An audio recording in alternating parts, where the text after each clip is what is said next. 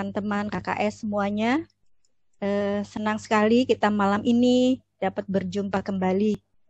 Terima kasih atas kesediaan waktunya untuk kembali bergabung bersama acara KKS setiap Rabu malam. Dan malam hari ini kita akan bersama Romo paroki kita, Paroki Kelapa Gading, Romo Suto Panitro, untuk bersama-sama membahas satu tema mengenai kerahiman Allah. Nanti kita akan lihat bagaimana kerahiman Allah itu sungguh bisa dapat kita terapkan dan kita rasakan dalam kehidupan kita sehari-hari. Terima kasih ya Romo Suto sudah bergabung bersama KKS pada malam hari ini. Sama-sama. Ini kewajiban saya. Baik Bapak Ibu, saudara-saudariku yang terkasih, kita awali pertemuan kita pada malam hari ini dengan doa bersama. Dalam nama Bapa dan Putra dan Roh Kudus. Amin. Allah Bapa yang Maha Rahim, kami mengenal Engkau melalui Yesus Putramu. Engkau selalu menyertai apapun yang kami lakukan. Sepanjang hari ini Engkau menyertai segala pekerjaan kami. Di dalam mencari nafkah, di dalam kehidupan kami sehari-hari, di dalam rumah tangga dan keluarga kami masing-masing. Tuhan, Engkau menyediakan kami banyak kesempatan yang Engkau berikan kepada kami untuk semakin mendekatkan kepada Engkau yang Maha Rahim. Pada malam hari ini, Engkau mengkhususkan kami untuk mendengar dan mendekatkan diri kepadamu. Bantulah kami, ya Bapa, dengan Roh Kudus-Mu, agar apa yang akan disampaikan oleh hamba-Mu Romo Suto dan kami semua yang akan mendengarkannya, memaknainya secara tepat dan mengaplikasikan kemudian dalam hidup kami.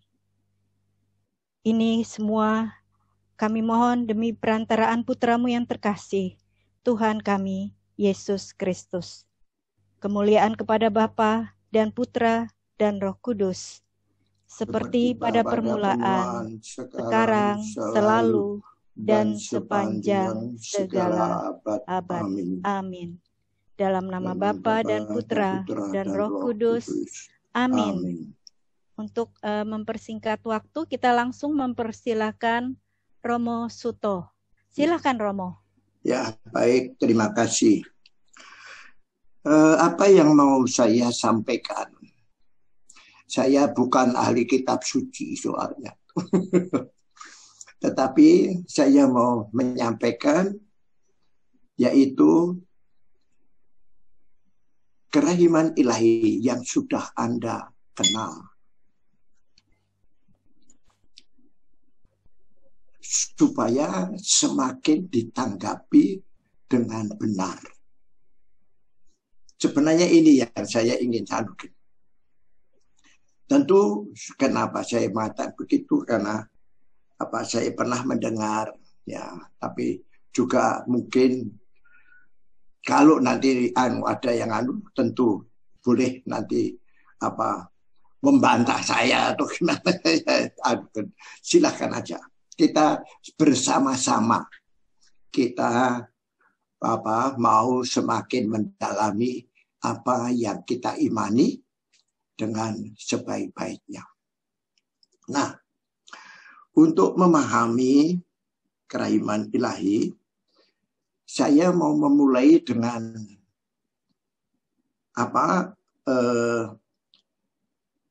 bahwa manusia itu, kita harus sadar manusia itu jatuh dalam dosa. Dan dosa mengakibatkan kerusakan yang paling fatal bagi kita adalah hilangnya benih kehidupan abadi. Bagi kita hidup ini suatu misteri sebenarnya. Karena tujuan hidup tetap abadi dan itu tertanam di dalam diri kita, tetapi kenyataannya kita menghadapi kematian yang tak dapat kita hindari. Ini semakin menggelapkan sebenarnya apa arti hidup ini. Namun saya bisa mengatakan mulai begini. Kita ini ciptaan Allah. Arti diciptakan itu dipanggil dari ketiadaan untuk ada dan hidup. Dan ada dan hidup kita itu sebenarnya tidak lain ikut ambil bagian dalam ada dan hidup Allah sendiri. Ini sama. Ya. Maka tujuan kita adalah hidup abadi. Ya. Oleh karena itu, dosa itu berarti kita menolak, mengingkari, memberontak terhadap panggilan Allah itu untuk ada dan hidup. Maka akibatnya kita mengalami kerusakan dan akhirnya akan mati dan binasa kemanusiaan kita. Kita harus ingat yang disebut manusia itu yaitu pribadi yang punya tubuh. Kalau mati itu berarti tubuh dan pribadinya terpisah. Maka ini kebinasaan kemanusiaan. Mati itu. Ya. Karena pribadi saja tanpa tubuh bukan manusia. Sekalipun tetap ada. Tubuh tanpa pribadi juga bukan manusia. Maka jadi kembali ke tanah. Dikubur. Ya, itu sebenarnya yang ada pada kita. Maka bagi kita yang tidak bisa membayangkan keabadian, hidup ini suatu misteri. Ya. Maka agar supaya kita semakin bisa memahami kerahiman Allah itu dan mengaguminya. Saya mau memulai dengan melihat kontras keadaan manusia dengan apa yang dilakukan Tuhan. Saya kira ini yang perlu kita angkat. Pertama-tama. Ya. Keadaan manusia seperti apa sih? Karena dosa itu. Tadi sudah saya singgung. Salah satunya yang paling fatal, hilangnya benih ke hidup abadi. Itu yang paling fatal. Tetapi di samping itu, kerusakan terjadi dalam diri kita. Kerusakan itu adalah konflik antara tubuh kita dengan pribadi kita. Karena hidup manusia di dunia itu proses, maka juga tidak mengherankan kalau proses hidup kita yang seharusnya menuju kepada hidup abadi, ternyata menuju kepada kebinasaan, kematian. Nah ini yang sebenarnya lalu keadaan yang karena kita dalam keadaan dosa seperti itu, saya kira kita semua tahu. Ya, keadaan kita seperti apa?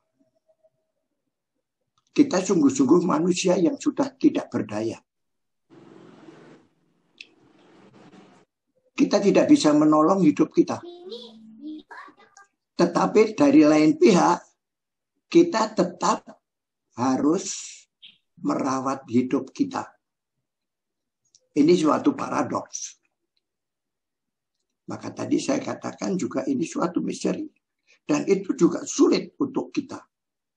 Karena di dalam diri kita ada konflik itu. Ya. Kita harus bertanggung jawab atas akibat dosa. Tetapi karena konflik itu, kita kenyataannya selalu mau menghindari tanggung jawab itu. Ya. Saya kira tidak salah kalau dikatakan manusia itu lebih senang sehat daripada sakit. Ya. Tidak senang kalau disakiti hatinya dan sebagainya. Tetapi itu dalam proses hidup kita di bawah dosa itu akan terus banyak terjadi dan simpang siur terus menerus bergonta-ganti. Saya kira itu yang kita alami. Maka kita menjadi manusia yang sungguh-sungguh tidak berdaya. Nah, kita butuh pengampunan, kita butuh menebus hidup abadi yang hilang, benih hidup abadi yang hilang itu, tapi dengan apa? Kita tidak mampu. Kita tidak berkuasa atas hidup. Ya, ini keadaan manusia. Ya. Lalu Tuhan menciptakan kita untuk ada dan hidup, bahkan untuk ada dan hidup mengambil bagian dari ada dan hidup Allah sendiri. Ini suatu penghargaan Allah yang luar biasa bagi kita. Meskipun manusia sekarang sudah berdosa, akan mati, rusak, tetapi Tuhan tidak menghendaki itu. Karena itu Tuhan berjanji mau menolong kita. Karena Tuhan juga tahu kita tidak mungkin menolong diri kita sendiri. Nah, di sini pertolongan Tuhan itu dengan sesuatu yang luar biasa lagi. Yaitu Tuhan mengutus Allah Putra menjadi manusia. Ini gunanya banyak sekali. Saya tidak perlu mengatakan bicarakan sekarang, nanti terlalu panjang itu. Ya. Tetapi yang penting bahwa Tuhan bisa tatap muka dengan manusia dan bisa berkomunikasi langsung dengan kita. Ini satu. Yang kedua, yang paling penting, karena manusia harus bertanggung jawab atas akibat dosa. Manusia sudah tidak mampu lagi kadang-kadang. Manusia butuh kekuatan baru. Karena apa? Karena akibat dosa itu oleh penebusan Kristus tidak dihilangkan. Tetap ada.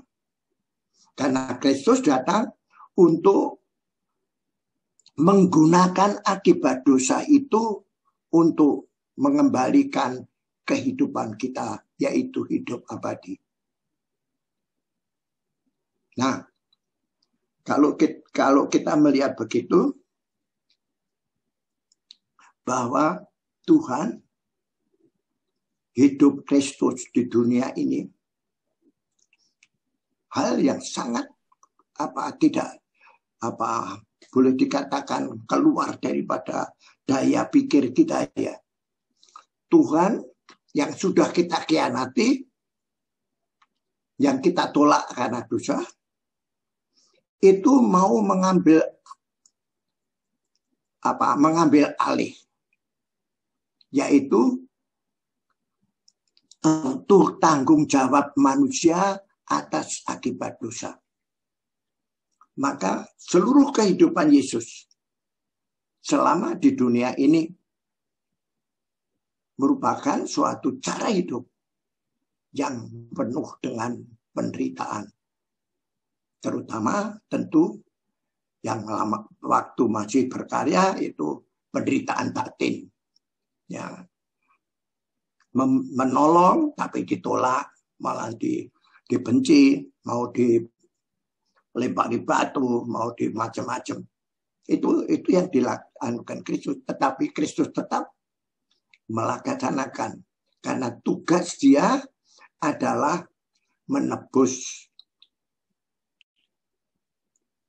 hidup abadi bagi manusia. Maka kalau kita melihat, ya, coba Bapak Ibu memperhatikan di akhir hidupnya Kristus mengalami kesengsaraan yang luar biasa. Karena apa? Karena Kristus mengambil alih kewajiban manusia, tanggung jawab atas dosanya. Dan itu semua manusia, seluruh manusia. Dari sejak Adam sampai nanti kiamat. Itu semua ditanggung Kristus. Maka penderitaan itu kalau kita satukan dari seluruh umat manusia ini, apakah tidak sama dengan sebesar dunia yang di mana kita hidup ini? Dan itulah yang dialami Kristus. Ya, maka penderitaan Yesus luar biasa. Manusia biasa itu tidak mungkin bisa mengalami penderitaan semacam itu. Tidak mungkin. Kalau manusia biasa, pasti sudah Yesus waktu manggul salib sudah meninggal di jalan. Itu pasti. Karena ada yang mengatakan bahwa luka-luka dalam diri Kristus itu ribuan banyaknya. Mungkin ada kelihatan itu di belakang saya itu gambar tubuh Yesus yang digambarkan penuh dengan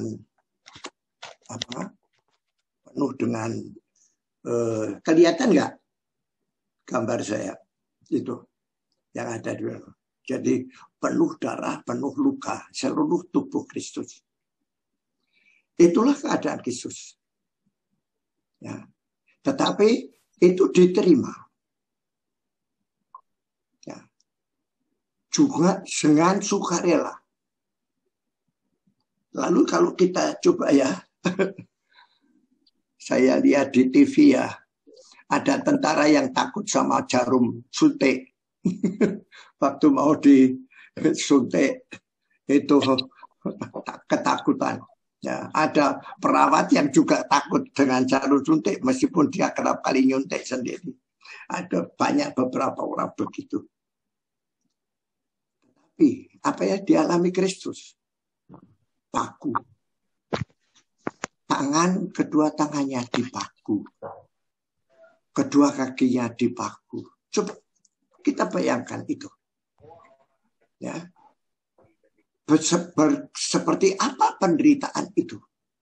Masih lalu tusuk dengan tombak dadanya. Ya. Namun dia masih bisa bicara kepada ibunya dan kepada Yohanes. Dia bisa menghibur wanita-wanita yang menangisi dia.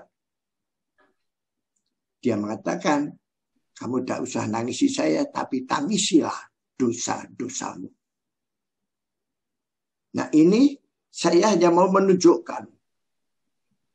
Dengan itulah Kristus menunjukkan kerahiman Allah yang sungguh luar biasa. Yang tidak bisa masuk di dalam akal sehat kita. Saya kira itu. Saya mau menunjukkan kontras kontras antara keadaan kita yang sudah tidak berdaya, yang sudah menjadi tidak punya apa-apa, tidak bisa menawarkan diri, dan apa yang dilakukan Tuhan kepada kita. Dan itulah sebenarnya yang disebut kerahiman Allah. Memang kita bisa selama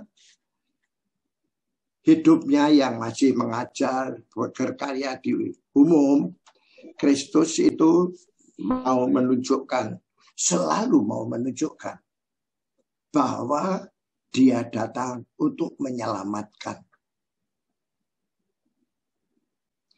Kita bisa ambil misalnya Lukas 7, 12 sampai 15. Saya bacakan dulu sebentar. Setelah ia dekat pintu gerbang kota, ada orang yang mati diusung keluar. Anak laki-laki. Jadi itulah ya keadaan seorang janda, anak tunggalnya mati. Itu yang menggerakkan belas kasih Kristus. Itu yang menggerakkan. Tetapi peristiwa ini itu sebenarnya tanda Kristus mau menunjukkan bahwa Allah itu Maha Rahim. Bahwa Allah itu hanya mau satu manusia selamat. Itu hanya tanda. Maka semua mukjizat. Nanti kalau kita bicara mengenai Injil Yohanes misalnya saja, Yohanes tidak mengatakan mukjizat, tetapi selalu pakai istilah tanda. Ya. Semua mukjizat itu dikatakan tanda. Tanda daripada hati belas kasih, hati yang penuh kerahiman dari Allah. Sebenarnya itu, ya. Nah, kerahiman Allah itu sungguh nampak itu justru di dalam diri Kristus sendiri. Kristus adalah gambar dari kerahiman Allah itu. Maka coba ya kita bayangkan itu. Betapa kontrasnya keadaan manusia dengan sikap Allah kepada manusia. Masih ada satu hal dari Tuhan yang mengagumkan kita. Tuhan selalu memperlakukan kita dan menghargai kebebasan kita. Tuhan tidak pernah memaksa. Maka di dalam mau menolong ini, dia memakai tanda-tanda itu. Dan dia tidak dipaksa untuk orang. Tuhan mau manusia mengimani, beriman, tetapi Tuhan tidak pernah memaksa. Maka dengan cara sendiri, bagaimana membangkitkan iman pada orang-orang yang mendengarkan dia.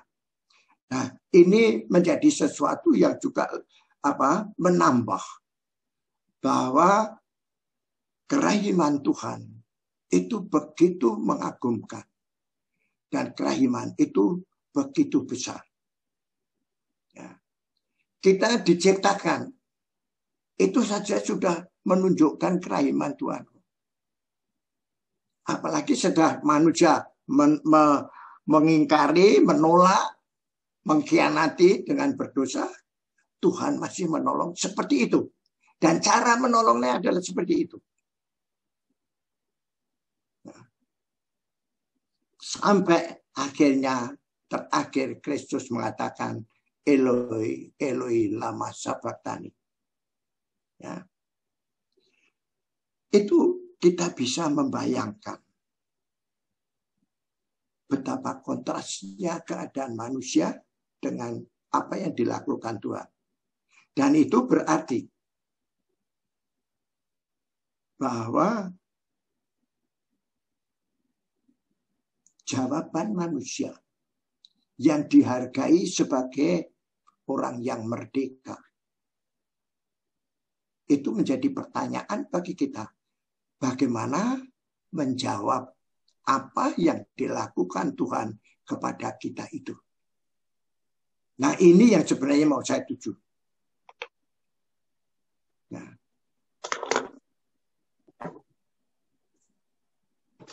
kenapa ini saya anukan?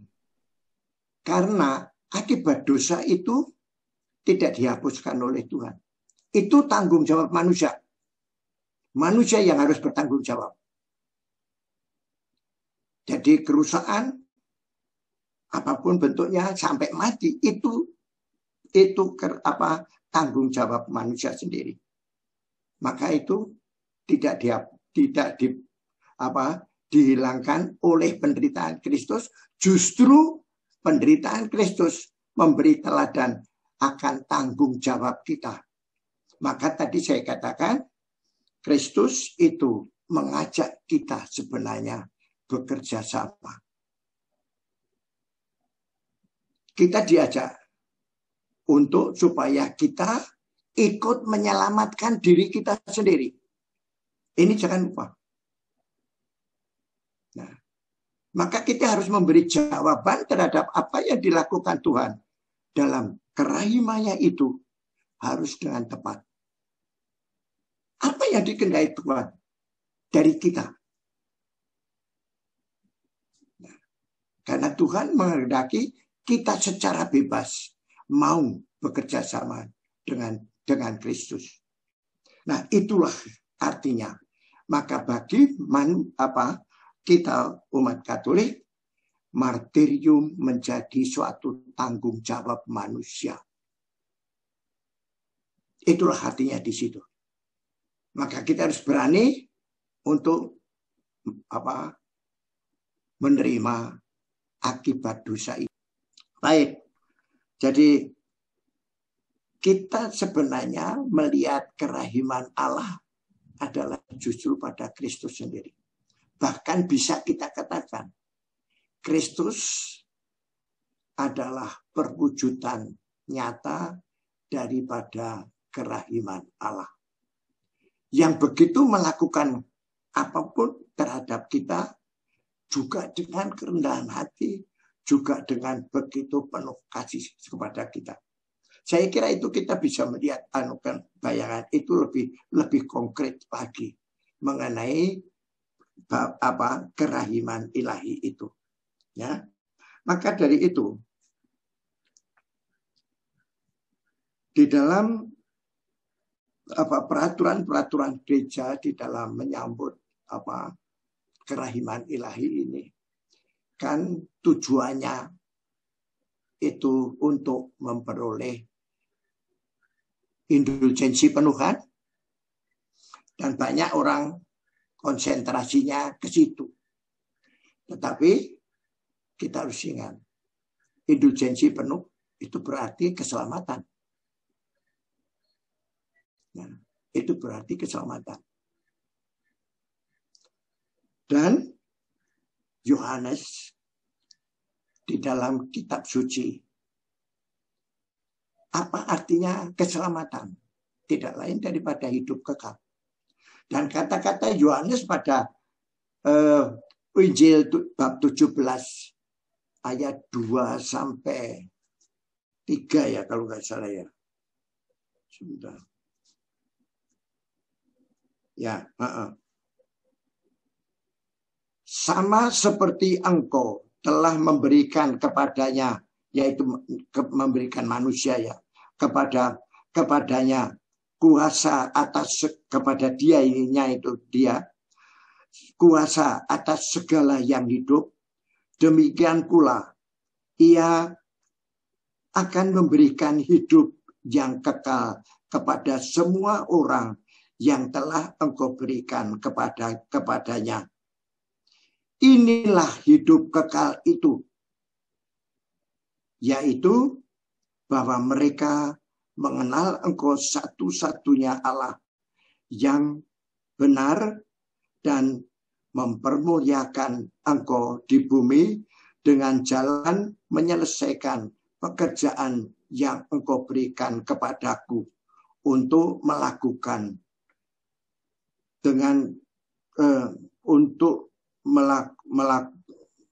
melakukan pekerjaan yang engkau berikan kepadaku.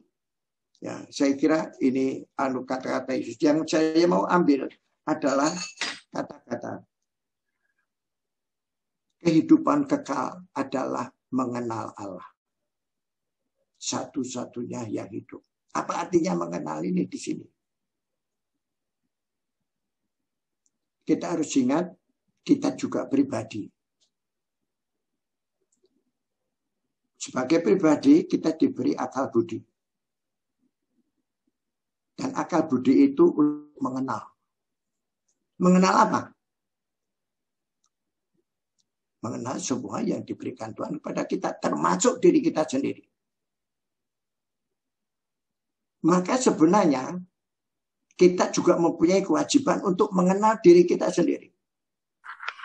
Supaya apa? Supaya cinta kita kepada diri sendiri, dan semua orang itu pasti mencintai dirinya sendiri, itu bukan cinta yang buta. Mencintai dengan tidak mengenal, itu cinta buta. Maka kita harus mengenal diri kita sendiri. Maka itu juga mengenal Tuhan.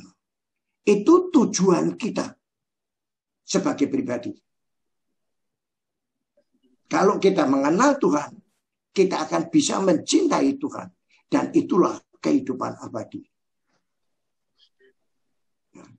Ini yang disampaikan Tuhan Kristus sendiri, yang ditulis oleh Rasul Yohanes dalam Injilnya. Nah,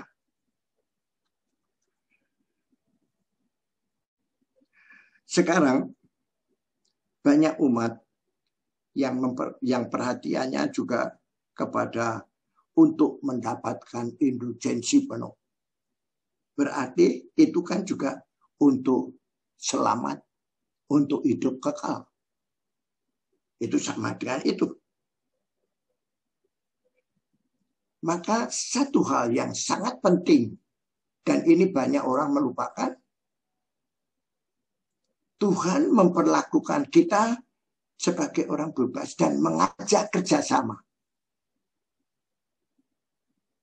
Apakah kita menjawab ajakan Tuhan bekerja sama itu? Ini yang harus kita anugerahkan. Semakin kita menghayati arti kerahiman Tuhan, seharusnya kita semakin mau ikut bersama Tuhan sendiri bertanggung jawab atas akibat dosa. Ini saya tekankan. Kenapa? Karena masih ada orang Katolik yang pernah bilang kepada saya, Tuhan kok saya doa sudah banyak sekali, sudah macam-macam saya doa, kok dan sudah lama kok tidak dikanjurkan, permintaan saya tidak dikabulkan. Lalu dia seperti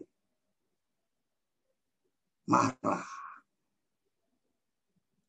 makin menjauh dari Tuhan, semakin kehilangan iman. Maka ini yang saya tekankan di sini. Kita harus, jangan lupa, kita harus mau menerima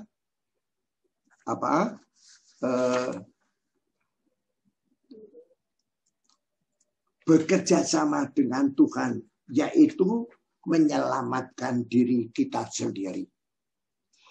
Contoh yang paling besar adalah contoh penjahat yang jahat yang disalibkan dengan Kristus. Itu Lukas berapa ya? Saya lupa saya tadi. Itu. Salah satu penjahat yang disalibkan Kristus itu mengejek Yesus. Kamu kan juru selamat, selamatlah dirimu dan selamatkanlah kami. Tapi temannya yang juga disalibkan bersama-sama, dia menegur. Kamu harus ingat, kita dihukum mati ini sesuai dengan perbuatan kita. Tetapi orang ini tidak bersalah. Ini kepada temannya dia menegur di depan Yesus. Lalu dia bilang pada Yesus, Noah, Yesus, ingatlah saya kalau engkau masuk dalam kerajaan. Apa jawab Yesus? Jawab Yesus jelas. Hari ini juga engkau bersama aku ke Firdaus. Maka berani mengakui bertanggung jawab atas akibat dosanya sendiri, itu suatu yang sangat penting yang merupakan jawaban terhadap kerahiman Allah yang diharapkan dari kita. Oleh karena itu, hal mengenai martirium bagi kita itu, saya kira itu harus juga kita hayati dengan benar. Karena itu harus kita berani itu. Karena itu tanggung jawab kita.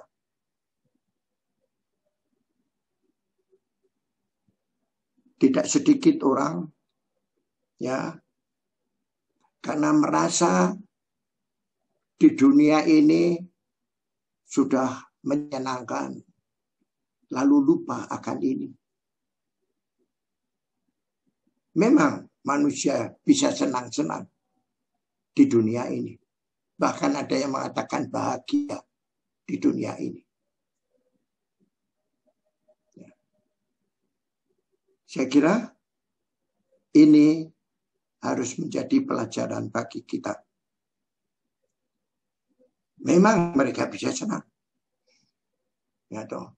Mereka bisa senang-senang, mempunyai apapun yang diharapkan, yang bisa dilakukan apapun. Tetapi dia juga bisa sakit, dia juga bisa difitnah orang, dia bisa sakit hati dan sebagainya. Bagaimana sikap kita terhadap ini? Beranikah kita ajakan Kristus? Yuk kerjasama dengan saya menyelamatkan dirimu sendiri. Inilah ajakan Kristus sebagai ungkapan kerahiman Bapaknya kepada kita semua. Nah, saya kira ini yang saya ingin tekankan pada kesempatan ini. Saya minta maaf kalau ini tidak memuaskan Anda. Karena apa? Karena saya bukan ahli kitab suci. Saya ya hanya baca-baca sendiri dan sebagainya. Tapi saya bukan ahli kitab suci. Ya. Saya kira itu yang mungkin bisa saya sampaikan kepada dalam kesempatan ini, bahwa apapun yang kita alami yang merupakan akibat dosa, bentuknya apapun, itu harus kita terima. Dan kalau itu kita satukan dengan salib Kristus, itu pasti menyelamatkan kita. Saya kira sekian dari saya. Mungkin ada banyak tanggapan, pertanyaan. Syukur kalau saya bisa menjawab. Terima kasih. Baik, Romo Soto, terima kasih. Saya berpikir apa yang tadi Romo Soto sampaikan itu hasil dari refleksi mendalam. Bagaimana kerahiman Allah itu bisa kita wujudkan gitu, kita mengerti secara penuh perwujudannya. Kalau dari awal pembicaraan saya menangkapnya itu ujung-ujungnya dosa manusia itu tidak pernah luput dari dosa. Dosa itu sebenarnya kita tanpa sadar gitu, dosa sekecil apapun itu sebenarnya dosa. Tapi kadang kita tidak merasa itu dosa gitu. Padahal kalau dibiarkan terus-menerus, dosa kecil juga lama-lama itu bisa menjadi satu kebiasaan yang mungkin membuat kita juga tidak merasa itu menjadi dosa. Padahal tadi Romo Suto sudah sampaikan akibat dosa itu luar biasa gitu. Kita akan kehilangan keselamatan dalam arti hidup kekal kita. Dan manusia itu ya itu karena kita nggak berdosa itu sebenarnya kita nggak bisa menyelamatkan diri sendiri kalau nggak salah Romo Suto begitu bilang gitu tadi ya. Karena kita tidak bisa menyelamatkan diri kita sendiri, otomatis secara langsung kita harus berelasi dengan Allah sendiri sebagai sumber hidup. Tapi masalahnya Romo Suto kalau kita kan tadi Romo Suto ada bicara juga mengenai bagaimana kita mengenal diri kita sendiri dengan mengenal Tuhan. Nah, ini bagaimana ya manusia itu satu kontras. Saya pikir kita kan berasa manusia, aduh saya sudah kenal diri saya sendiri. Ini saya seperti ini, meskipun ada baik, ada kurang baik gitu. Tapi bagaimana kita merelasikannya dengan kita mengenal Tuhan, Romo? Ya, itu memang saya kira pertanyaannya yang sangat mendalam. Tadi maksud saya begini, kemampuan akal budi kita itu untuk bisa mengerti, ya. Dan kita bisa memahami, mengerti, mengenal Allah. Tetapi, nah ini yang kita juga harus sadar juga, selama di dunia ini, siapa bisa membayangkan Tuhan? Yang kita bisa bayangkan Kristus. Siapa bisa membayangkan keabadian? Gak ada manusia yang bisa membayangkan. Karena kita selalu berada di ruang dan waktu. Ya. Maka intelek, kemampuan mengerti bagi kita, itu mempunyai tujuan. Maksud saya begitu. Tujuannya adalah bisa menangkap Tuhan. Misalnya saja, melihat alam dunia, ada yang menciptakan, itulah Tuhan. Lalu membayangkan, mengenal Sang Pencipta. Kalau yang diciptakan aja sudah seperti ini, juga kita termasuk kita. Apalagi yang menciptakan. Nah ini kan sudah mulai menggunakan akal budi untuk mengenal. 100% tidak mungkin. Karena apa? Selama di dunia ini, yang mau kita kenal kebenaran pun, itu tidak pernah bisa. Maka Kristus mengatakan kepada Pontius Pilatus, ya, aku lahir dan datang ke dunia untuk memberi kesaksian tentang kebenaran. Bahwa hidup abadi, Allah, dan sebagainya. Itu kan kebenaran. Ya. Tuhan tidak menunjukkan itu, tetapi memberi kesaksian. Ya. Karena apa? Selama di dunia ini, kita hanya melihat kebenaran itu melalui tanda-tanda. Maka Yohanes dalam Injilnya banyak menggunakan tanda untuk mengatakan mukjizat. Kalau penginjil lain itu menggunakan mukjizat, Yohanes menggunakan tanda. Ya, seperti kata-kata Yohanes pada peristiwa di perkawinan di Kana, inilah tanda yang diberikan Kristus yang pertama. Pakai begitu. Ya, jadi itu kita juga harus menyadari, kita harus mengembangkan ya kemampuan akal budi kita, dan itu memang sudah digunakan oleh manusia dengan luar biasa dengan kemajuan ilmu dan teknologi sekarang ini. Tetapi kemajuan itu juga bisa ternyata membawa manusia kepada kesombongan. Ya. Manusia seolah-olah sudah mengalahkan ruang dan waktu. Karena kita bisa saat yang sama bicara dengan orang yang di Eropa atau di mana dengan kita. Dan bisa melihat seperti tatap muka. Seperti kita sekarang ini ada di tempat Anda sendiri. Saya di sini. Tapi kita bisa saling melihat, saling bertatap muka. Ini kan seperti mengatasi ruang dan waktu. Ya, ini mengatasi ruang dan waktu. Maka di Eropa, begitu manusia mencapai itu, banyak yang meninggalkan Tuhan justru karena sombong. Mereka mau mencari hidup, arti hidup. Dan itu tidak mungkin. Karena hidup adalah Allah sendiri. Selama dia tidak mengenal, dia tidak akan mengenal hidup. Bisa menjawab apa yang Ibu tanyakan?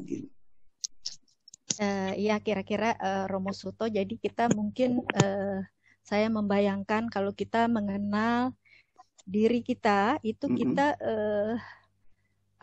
bukan melihat diri kita sebagai manusia, tapi kita melihat Tuhan yang ada di dalam diri kita. Barangkali kita bisa ya itu antara lain itu, antara lain ya. Seperti itu. Ya, jadi ya, kita nggak mudah mengatakan saya mengenal diri saya tahu diri saya, tapi kalau itu tidak selaras dengan ciri Tuhan gitu, itu kita belum bisa mengatakan kita Tuhan, mengenal. Ya. Maka sebenarnya Bu, maka sebenarnya Bu, kalau kita memperhatikan benar, banyak orang yang tidak mengenal dirinya sendiri. Banyak orang yang tidak tahu diri. Coba aja lihat di masyarakat kita kayak apa. Banyak orang yang tidak mengenal diri kita sendiri. Nah, dan ini yang ditunjuk oleh Tuhan Kristus itu, yang dimaksudkan itu. Gunakan otakmu, kemampuanmu untuk mengerti, untuk berkembang. Supaya kamu semakin mengenal Allah. Karena kalau kamu mengenal Allah, itulah hidup abadi. Ya, saya kira gitu ya. Ya, Romo kira-kira. Jadi sulit ya Romo ya. Sebenarnya sulit. Memang agak sulit ya. Karena kebenaran itu memang bagi kita sesuatu hanya kita lihat dalam tanda. Jadi tidak penuh. Kita tidak melihat kebenaran itu utuh. Maka Kristus mengatakan, untuk itu aku memberi kesaksian. Bukan menunjukkan. Tapi memberi kesaksian tentang kebenaran. Bahwa hidup abadi itu ada, saya berikan padamu, itu benar, kebenaran. Tapi kita tidak bisa menangkap itu secara utuh. Karena tanda itu jasmani. Dan tanda itu bisa dipakai untuk menandakan yang lain. Ya, toh? Atau malah sebaliknya. Kebenaran bisa tandanya macam-macam. Satu tanda bisa menandakan kebenaran lain-lain, tetapi juga satu kebenaran bisa tandanya macam-macam. Inilah manusia selama di dunia ini. Kita harus mengakui itu. Lalu kalau dengan begitu kita lalu bisa rendah hati di hadapan Tuhan.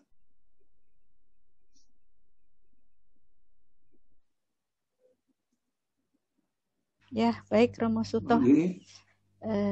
Dalam sekali ya. Padahal sekarang kita kalau bisa lihat kenyataan ini di zaman kita sekarang ini orang mati-matian sampai membela yang dia bilang itu saya membela kebenaran.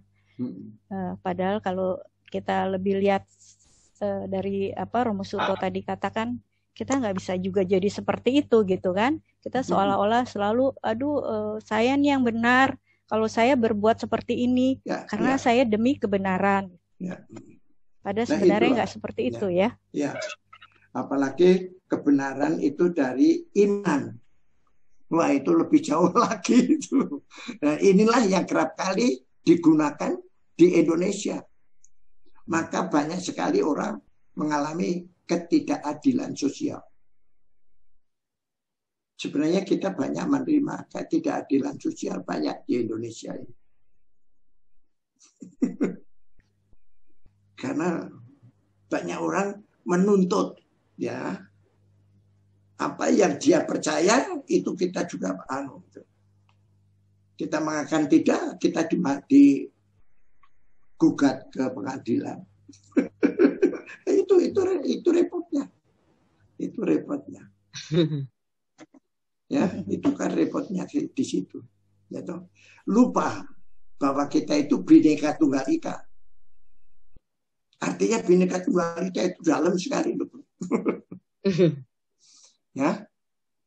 Maka kita tidak bisa menyatukan apa yang kebenaran yang kita pegang dan menurut agama saya misalnya saja.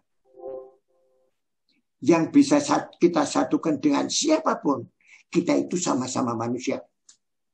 Maka hak dan kewajiban sebagai manusia yang kodrati itulah yang menyatukan kita.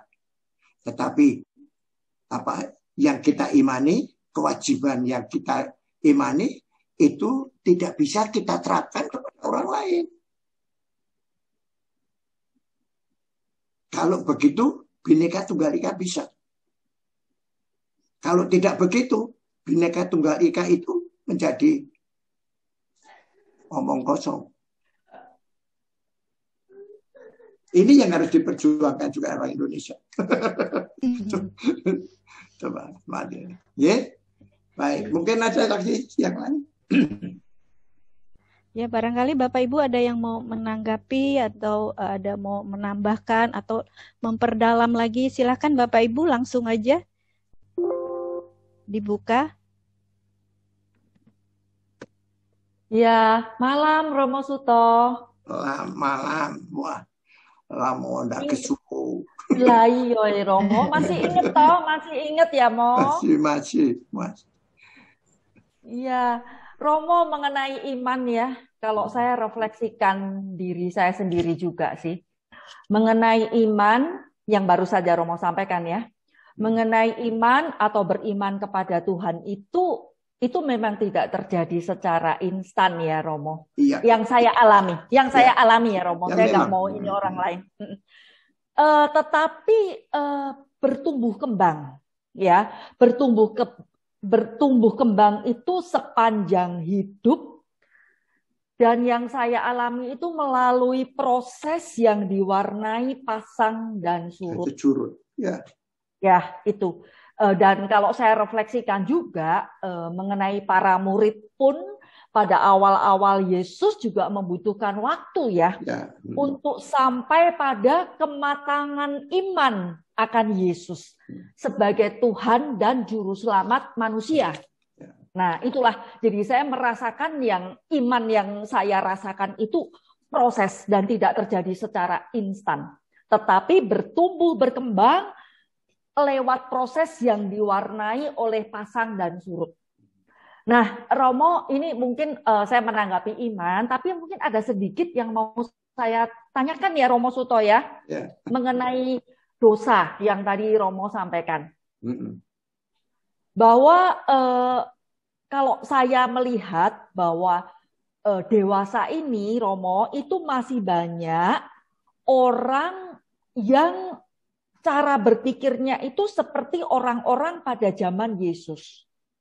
Ya, beberapa orang berpandangan bahwa sakit dan penderitaan itu merupakan kutukan dari Tuhan karena kamu berdosa. Ada loh Romo yang masih seperti itu. Sedangkan ya Romo ya, ini yang saya lihat. Sedangkan gereja Katolik itu tidak mengajarkan seperti itu. Tidak mengajarkan demikian. Nah, jadi bagaimana menghubungkan ini Romo? Keduanya ini. Saya mungkin bisa bertanya ke Romo Suto ini sedikit saja, Romo. Menghubungkan satu sisi seperti ini, sedangkan gereja Katolik itu tidak mengajarkan seperti itu, Romo. Kadang-kadang kan kita ada kesulitan ya untuk menjawab itu, Romo. Makasih, Romo. Ya, baik. Katakanlah dalam homili saya, misalnya, saya kerap mengatakan, Tuhan tidak pernah menghukum. Itu sebenarnya sudah ada dalam otak saya tadi, tapi itu tidak keluar. Iya, Romo. Ya, tadi ada dalam otak saya, tapi kok tidak keluar gitu. Karena banyak gangguan itu, lalu pemikiran saya itu menjadi mudah sekali kasus, saya nggak tahu itu. Itu kadang-kadang ada orang menyela begitu, saya sudah, aku tadi ngomong apa sudah lupa.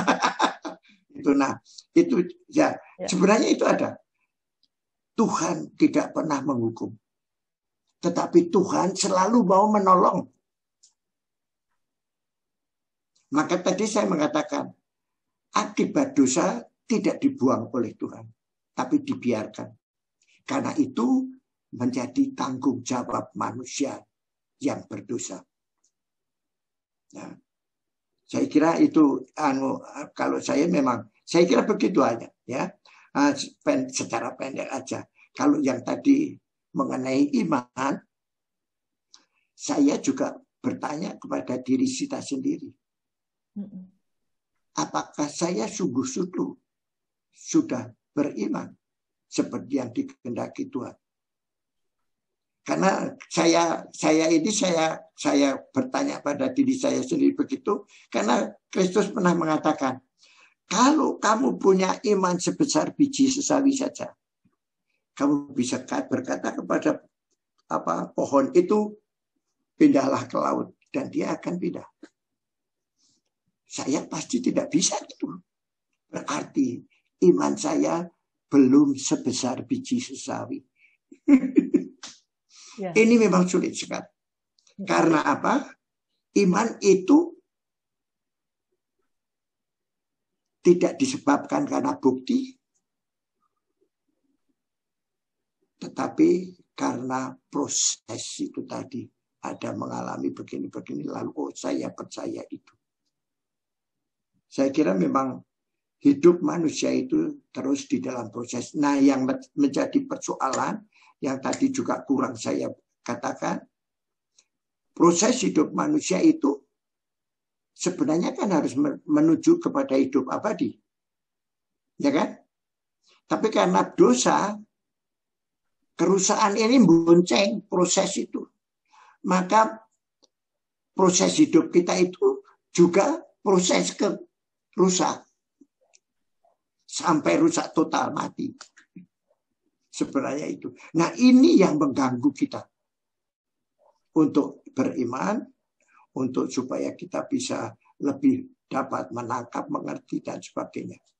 Itu menjadi Oleh karena itu, saya selalu mengatakan kepada di umat ya, supaya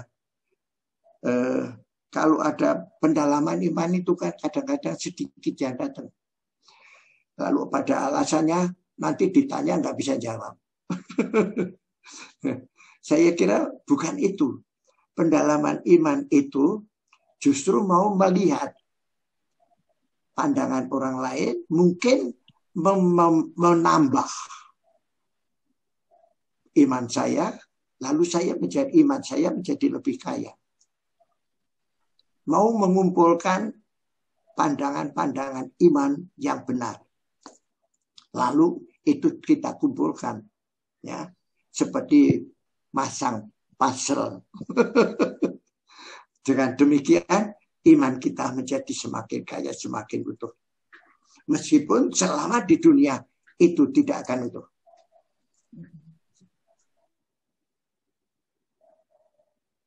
Yeah. Makasih Romo karena selalu berproses ya. Ya, mana jalan berproses. Matur nuwun Romo. Sama-sama Bu, sama-sama. Baik Bapak Ibu, di kolom chat saya lihat sih belum ada pertanyaan ya. Belum ada pertanyaan Romo Suto. Tapi mungkin ada yang mau bicara langsung, dipersilakan. Ya, ini sebenarnya menarik sih ya. Kita bisa aplikasikan dengan pemahaman kita mengenai kerahiman Allah sendiri. Romo Suto begini ya, kalau gitu saya coba yang mau bertanya lagi. Di awal tadi Romo Suto katakan bagaimana pentingnya kerahiman Allah itu ditanggapi dengan benar, maksudnya dimaknai secara benar. Saya bisa menghubungkannya mungkin barangkali dengan umat yang selama ini tuh tadi Romo Suto sempat juga ngomong mengenai indulgensi, mohon pengampunan, dan banyak umat itu memang melakukan seperti itu karena berpikir Allah yang sangat Maha Rahim itu pasti akan mengampuni, mengampuni kita secara penuh dengan mengikuti secara ketat, secara taat, indulgensi penuh itu. Nah itu padahal kalau secara kontras kita bisa melihat manusia itu kan memang tidak bisa menyelamatkan diri kita sendiri. Nah, tapi karena pemahaman kita selalu berpikir Allah itu Maha Rahim, apapun ya kita lakukan saja. Itu bagaimana tuh Romo? Ya, memang saya kira itu kelemahan manusia juga memang terletak di situ. Maka satu hal yang sudah di otak saya tapi tadi nggak keluar. Waktu saya menyampaikan, ini loh penderitaan Kristus untuk menyelamatkan kita itu seperti itu. Dan dia menyelamatkan untuk kita, untuk aku. Saya selalu bertanya dalam beberapa kesempatan, misalnya dalam suatu homili, saya bertanya, apakah kita mau membiarkan Kristus itu memanggul dosa kita, memanggul akibat dosa kita itu sendirian? Kita lalu enak-enak, dosa kita, akibat dosa saya sudah dipanggul Kristus. Apakah kita mau enak-enak sudah dipanggul Kristus? Padahal Kristus mengajak kerjasama. Kristus memperlakukan kita sebagai pribadi yang tahu tanggung jawab. Sama pribadi sama pribadi. Maka kita harus menghargai bagaimana Tuhan yang Maha Kuasa itu memperlakukan kita seperti itu. Apakah kita sadar itu?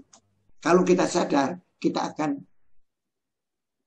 berusaha mati-matian itu. Bisa menjawab apa yang Ibu maksud? Bisa Romo, bisa. Jadi sebenarnya nggak cuma sekedar kita melakukannya secara taat gitu, tapi kita perlu pengorbanan lebih jauh gitu, berperan bersama Kristus yang yang menuntut kita juga berperan bersama-sama Dia, berbagi peran gitu. Kalau saya boleh nangkapinya seperti itu. Atau istilah tanggung jawab itu tadi. Ya. Aku yang berdosa, aku yang bertanggung jawab. Yang bertanggung jawab, ya. Ya. Sekarang banyak orang nggak tahu tanggung jawab. Ya maunya diserahkan aja sama Tuhan. Karena Tuhan itu Maha Rahim. Iya. Pasti Dia ngampuni gitu kan. Padahal kita ya istilahnya kayak mungkin kayak kita dulu sekolah, kuliah, mau ujian kita berdoa gitu kan. Bisa secara khusus berdoa, tapi terus pulangnya kita bukannya belajar, bukan apa gitu, tapi kita malah main, jalan-jalan gitu. Itu kan sebenarnya perannya jadi nggak dibagi. Bapak Ibu, silahkan Bapak Ibu yang masih ada mau berbagi, silahkan. Sudah jam 8.15 menit. Romo Suto mungkin udah capek kali ya Romo Suto ya? Belum. Barangkali masih ada yang mau menanggapi? Bisa diaplikasikan ke pengalaman hidup kita sehari-hari. Bagaimana kita menanggapi kerahiman Allah. Ya ini memang banyak orang menanggapinya secara kurang tepat ya. Ya, itu yang saya maksudkan tadi ya. Iya, kita selalu menanggapnya itu Allah itu Maha Rahim. Jadi apapun ya kita serahkan aja sama Tuhan gitu. Nanti Dia pasti kerahimannya itu menghilangkan segala kelemahan kita.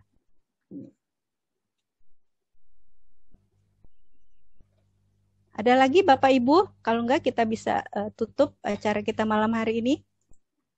Di chat juga enggak ada yang tulis. Adakah yang lain atau terlalu berat? Ini sebenarnya bahan refleksi Romo Suto. Kalau saya lihat sih refleksi ya buat kita. Enggak ada yang. Ya, itu yang sebenarnya terus terang aja juga menjadi keprihatinan saya ya. Kadang-kadang kita sebagai orang beriman tetapi hidup kita belum mencerminkan iman itu. Maka kemarin terus jadi berjalan terus sampai beberapa kali mereka minta saya memberikan mengenai kerasulan awam. Itu memprihatinkan sekali saya. Kita itu orang Katolik dimanapun kita berada. Bukan hanya kalau di gereja kita Katolik. Kita di kantor kita juga orang Katolik. Dan harus kekatolikan saya, iman saya tampak di situ. Nah, maka kalau saya melihat misalnya saja ya maaf ya, siapa Pak Joko Chandra, Katolik loh dia. Saya aduh kok sampai begini.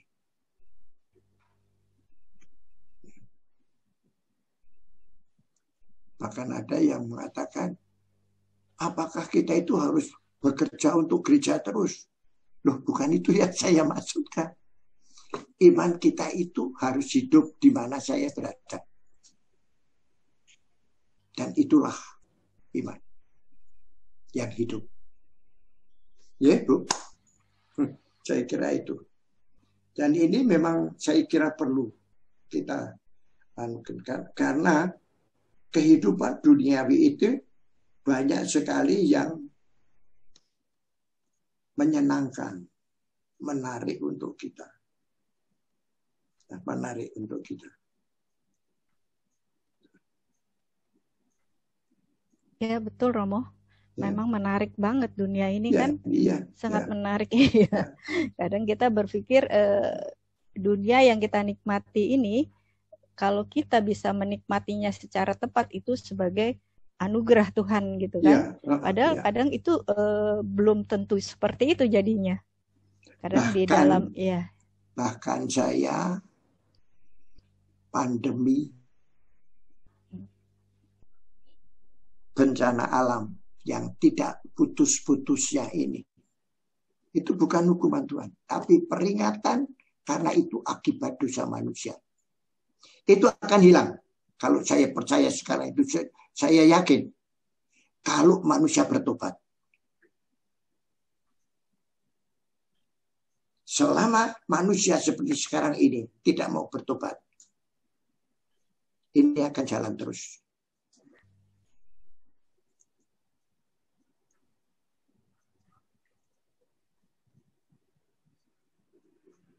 Nah ini yang saya merasakan, merasa prihatin sekali. Tapi ya saya orang kecil mau ngapain? Saya nggak bisa apa-apa. Udah tua lagi.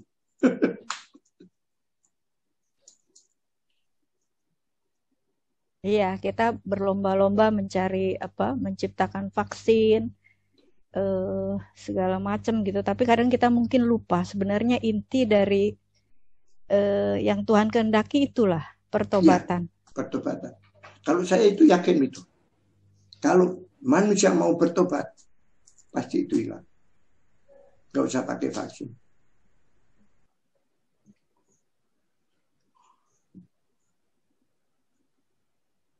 Baik, Bapak Ibu, masih adakah? sepertinya sudah nangkap intinya dari pembicaraan kita. Ya mudah-mudahan kita bisa memaknai kerahiman Allah secara benar. Ya. Ya, sejak saat ini kita bisa memaknai kerahiman Allah itu bukan cuma-cuma gitu. Kalau saya menangkapnya itu bukan cuma-cuma yang Allah berikan dengan cuma-cuma gitu. Tapi kita mari bersama-sama Allah bekerja sama dengan Dia menanggung. Yang mau bertanya. Iya, nggak ada. Oh, ada mungkin ya. Ya, ada. Kita lihat dari Bu Herlina, ini ada di chat, kolom chat. Ya. Jika teman merasa terluka dengan ucapan saya, dan saya sudah minta maaf, bahkan saya sudah doa tobat sendiri, apakah dosa saya diampuni oleh Tuhan? Diampuni tidak oleh Tuhan? Ya, sebenarnya bertobat itu juga bukan hanya nyesal, tetapi bertobat yang benar itu mengalami perubahan. Perubahan di dalam hidupnya. Nah, ini yang penting. Ya. Jangan sampai kita misalnya ngaku dosa, tapi dalam batin itu hanya ya ini saya dosa-dosa saya sekarang, tapi yang nanti ya biar lagi berjalan lagi, ya biarin nanti ngaku dosa lagi. Bukan begitu. Tetapi adalah niat untuk mengubah hidup. Saya kira itu yang penting untuk kita lakukan. Boleh saya sharing? Boleh, Romo. Ya. Kalau saya mau sharing ya. Saya saat ini menghadapi suatu persoalan. Ya. Yaitu sebenarnya bukan pribadi, tetapi itu yayasan yang saya pegang. Itu mau orang ingin menguasai apa yang menjadi milik yayasan. Padahal kita mempunyai selengkap.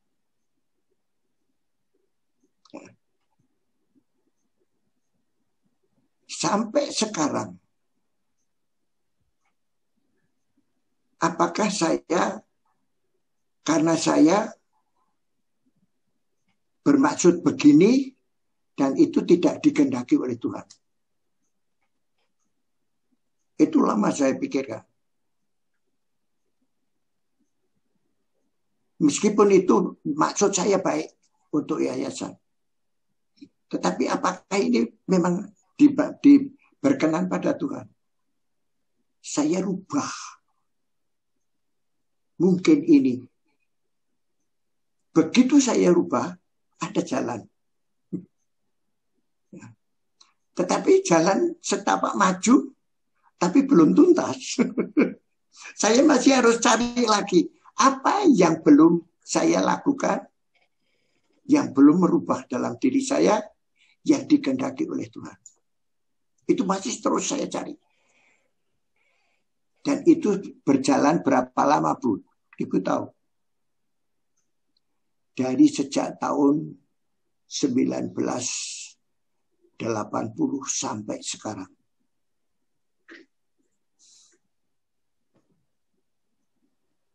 Kita itu mengenal diri kita sendiri.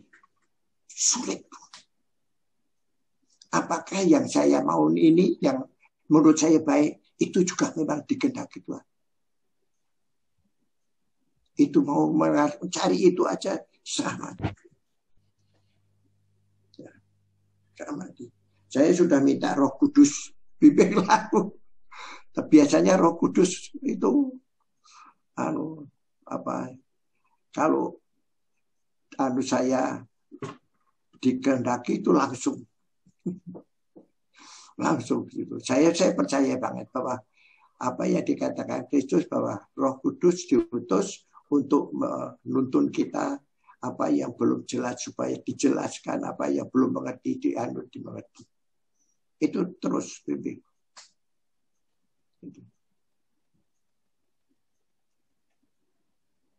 Baik, Bu Herlina, kira-kira sudah menjawab pertanyaan. Barangkali saya bisa tambahkan sedikit dari pengalaman saya ya. Kalau kita melakukan satu menyakitkan hati orang, terus kita minta maaf, kalau kita merasa dia sudah memaafkan, barangkali kita bisa melihat dari reaksinya orang yang kita sakiti gitu. Kalau dia masih belum memaafkan, nampaknya dia belum menyenangkan buat kita gitu sikapnya. Itu saya menjadi bahan koreksi saya gitu. Kalau dia masih sikapnya kurang enak buat saya, oh berarti saya belum dimaafkan sama dia. Barangkali gitu. Mungkin Bu Herlina, silakan Bu kalau mau didalami lagi.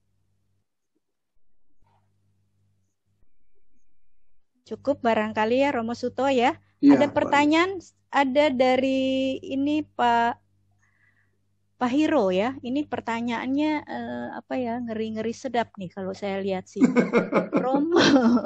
Romo apa manfaatnya neraka? Dan siapa yang menciptakan neraka? Nah ini.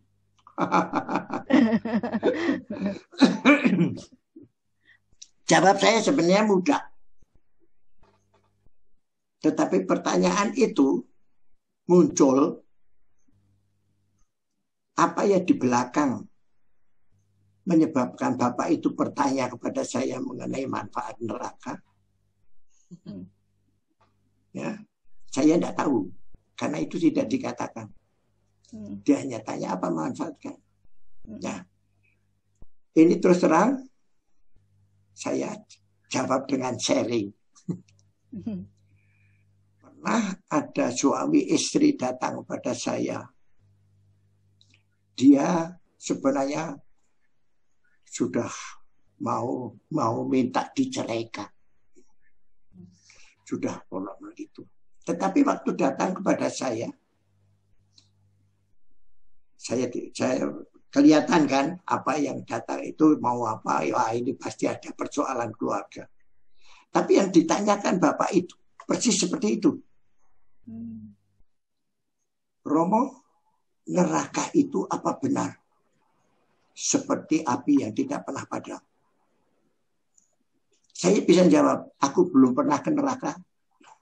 Sebenarnya kan bisa saya jawab begitu. Ya kan? Iya. Selesai, untuk saya selesai. Tetapi dia bertanya itu mempunyai Lalu saya tanya, kenapa Bapak bertanya itu? Dia mengatakan, saya takut neraka. Saya tidak bisa jawab karena saya mengenai itu. Lalu saya dalam hati saya bicara mengalor ngidul ya, ke selatan muter-muter begitu. Tapi dalam hati saya berdoa, Roh Kudus jawab orang ini karena saya tidak tahu apa yang melatar belakangi pertanyaan itu. Tiba-tiba dari mulut saya keluar. Dan itu saya pegang. Sampai sekarang. Neraka bukan tempat. Neraka adalah keadaan manusia.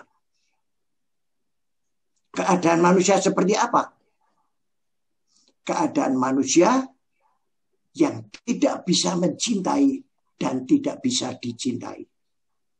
Itu pengertian yang saya kira dalam dan itu kalau kita bisa pengertian ini, saya kira itu memang benar sekali. Itu ada kaitannya juga yang tadi kita bicarakan mengenai hidup kekal itu. Bapak itu nangis. Lalu saya tungguin, istrinya juga bengong. Kok dia nangis? Lama dia nangis, seperempat jam ada itu. Nangis. Lalu kita tungguin. Setelah dia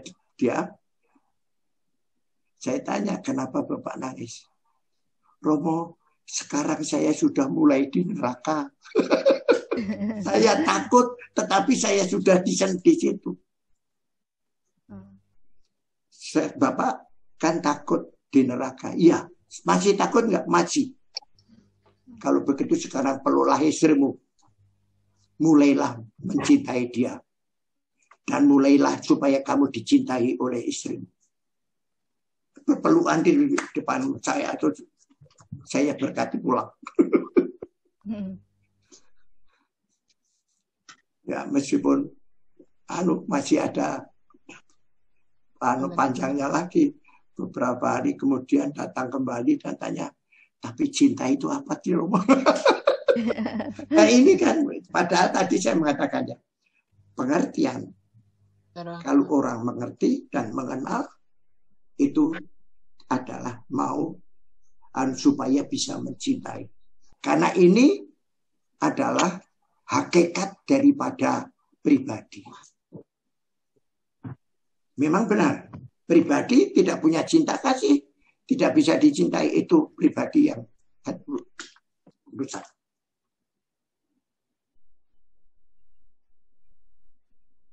Nah ini itu jadi renungan yang panjang itu dalam itu. Ya saya kira itu yang jadi neraka itu adalah keadaan manusia, dan keadaan seperti itu tidak bisa mencintai dan tidak bisa dicintai. Maka Kristus mengatakan seluruh hukum bisa disingkat satu hukum, cinta kasih. Ya, mungkin suasana batin kita pada saat itu kali Romo ya. Ya. Kita melihat ini suasana kita, waduh kalau lagi kacau begini seperti neraka gitu atau kalau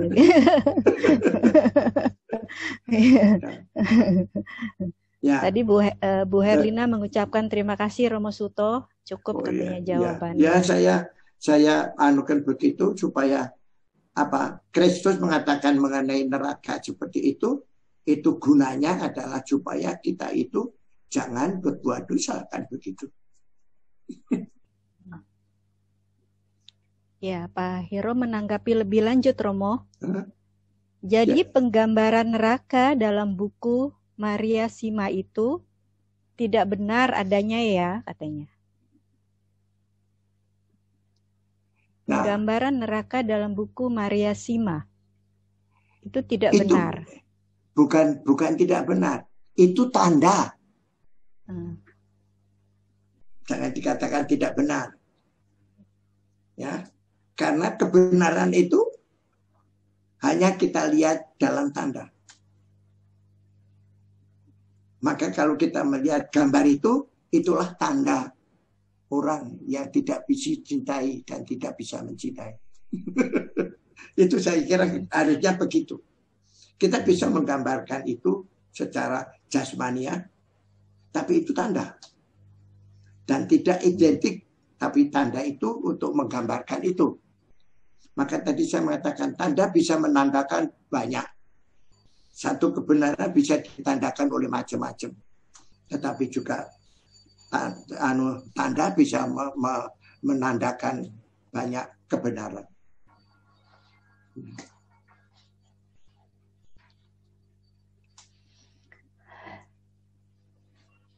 Ada pertanyaan lagi, Romo, dari Bu Carol. Romo, saya sangat dikuatkan dengan penjelasan Romo bahwa pertobatan tidak berhenti pada penyesalan, tetapi harus disertai tindakan konkret perubahan sikap dan perilaku kita ke arah yang semakin baik. Dikatakan bahwa kerahiman Allah bukanlah suatu cuma-cuma, harus ada andil manusia. Lalu porsi manusia yang seperti apa untuk menerima kerahiman Allah? Apakah porsi manusia untuk mendapat anugerah kerahiman Allah diwujudkan dengan sikap berbelas kasih kepada sesamanya? Nah, itu pertanyaannya. Ya, itu salah satu. Tetapi yang utama, tanggapan terhadap belas kasih Allah, kerahiman Allah, adalah kita mau bekerja sama dengan Kristus.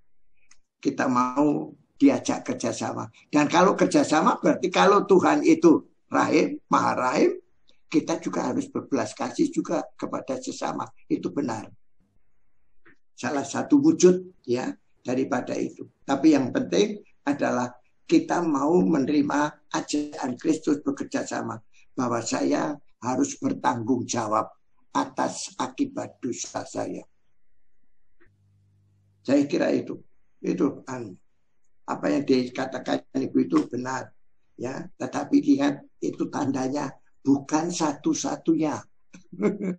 Ya, bukan satu-satunya wujud bahwa kita ini menanggapi kerahiman Allah hanya dengan itu. Ya, kira-kira Bapak Ibu cukup ya penjelasan Romo, sudah 8:30 malam. Kita tutup saja pertemuan kita pada malam hari ini.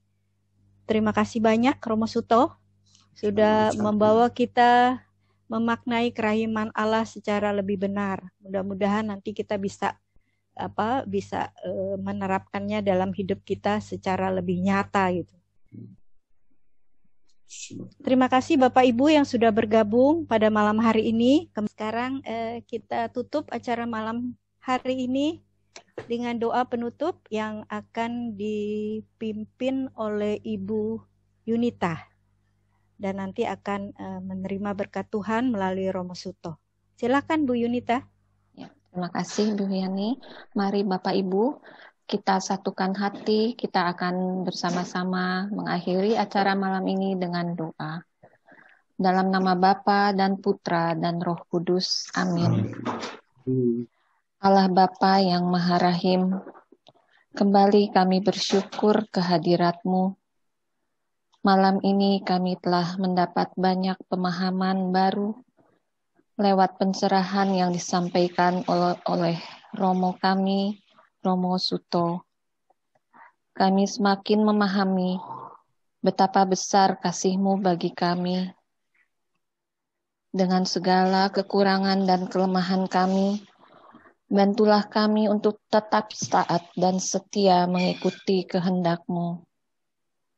Bapa yang baik, berkati juga untuk Romo Suto agar senantiasa diberikan kesehatan, selalu sukacita dalam karya pelayanannya, dalam mewartakan betapa besar kerahiman-Mu. Kini kami pun akan berpisah satu dengan yang lain. Kami mohon berkat kasih-Mu senantiasa menyertai setiap langkah hidup kami dari hari ke hari. Doa ini kami panjatkan, sebab Engkaulah Tuhan pengantara kami yang hidup dan berkuasa kini dan sepanjang masa. Amin. Dan kini kami mohon berkat-Mu ya Bapa yang akan diberikan lewat hamba-Mu terkasih Romo Suto. Tuhan bersamamu dan besertamu juga. Semoga Allah yang Maha Rahim melimpahkan berkat-Nya kepada saudara-saudari dan seluruh keluarga saudara-saudari dalam nama Bapa dan Putra dan Roh Kudus. Amin. Amin. Amin. Ya. Terima kasih Romo. Terima kasih. Terima kasih Romo Suto. Terima kasih. Terima kasih Romo Suto. Terima kasih semuanya Bapak Ibu. Sampai bertemu kembali.